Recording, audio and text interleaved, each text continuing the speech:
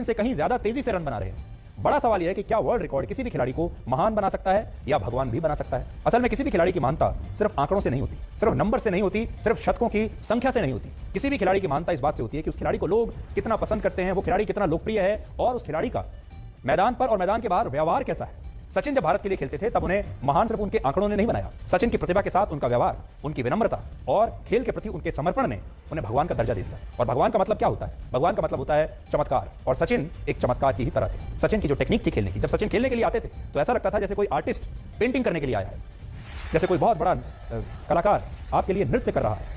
सचिन भारत के लिए एक उम्मीद की तरह थे जो देश के करोड़ों लोगों में जीवंत रहती थी। आप ये समझिए कि सचिन ने इतने वर्षों तक देश के 100 करोड़ लोगों की उम्मीद को अपने कंधों पर रखा है। और सचिन की बैटिंग में लोगों का न सिर्फ विश्वास था बल्कि उनके प्रति लोगों में एक आस्था थी। देखिए, इस बात को समझिए, आस्था और विश्वास हर किसी के लिए नहीं आता। सचिन की बैटिंग देखते समय भारत के करोड़ों लोग हाथ जोड़कर एक ही प्रार्थना करते थे कि कुछ भी हो जाए लेकिन सचिन आउट ना हो। और अगर सचिन आउट होते थे तो भारत में करोड़ों लोग और परिवार अपना टीवी बंद कर दिया करते थे। हम ऐसा नहीं कह रहे कि भारत के लोगों को वैसी उम्मीदें विराट कोहली से नहीं है, या विराट कोहली कमतर है, या विराट कोहली के लिए भारत के लोग ऐसी प्रार्थना नहीं करते। विराट कोहली भी करोड़ों लोगों की पहली पसंद है, वो भी एक शानदार खिलाड़ी है। लेकिन सचिन पसंद और नापसंद से परे थे और उन्हें भगवान इसलिए कहा जाता था क्योंकि दुनिया उनसे हमेशा चमत्कार की उम्मीद करती थी। और यह भी सच है कि सचिन को महान उनके सिर्फ आंकड़ों ने नहीं बनाया। सचिन का व्यवहार, उनकी विनम्रता उनके आंकड़ों की तरह ही चमत्कारिक थी। और सचिन को अपने शतक के दौरान भी विनम्र रहना आता था। सचिन ने हार को भी वैसे ही स्वीकार किया जैसे वो जीत को स्वीकार करते थे। जब वो 100 रन बनाते थे और जब 0 रन पर आउट होते थे, उनकी विनम्रता एक जैसी होती थी।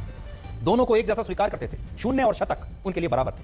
आज अगर आप विराट कोहली को देखेंगे तो विराट कोहली का व्यवहार मैदान पर एक आग की तरह होता है, लेकिन सचिन का व्यवहार एक शीतल जल की तरह शांत होता था। संक्षेप में कहें तो आंकड़े किसी भी खिलाड़ी को नंबर 1 तो बना सकते हैं, लेकिन भगवान बनने के लिए आंकड़ों के अलावा और भी बहुत कुछ चाहिए होता है, जिससे वो खिलाड़ी नंबर 1 तो बनता है लेकिन लोकप्रिय भी बनता है और फेवरेट भी बनता है। इसलिए किसी खिलाड़ी के लिए नंबर 1 बनना तो जरूरी है, लेकिन फेवरेट बनना भी जरूरी है। और सचिन आज भी सबके फेवरेट है। और आज हम यही कहेंगे कि खिलाड़ी को महान बनाइए लेकिन खिलाड़ी को भगवान मत बनाइए।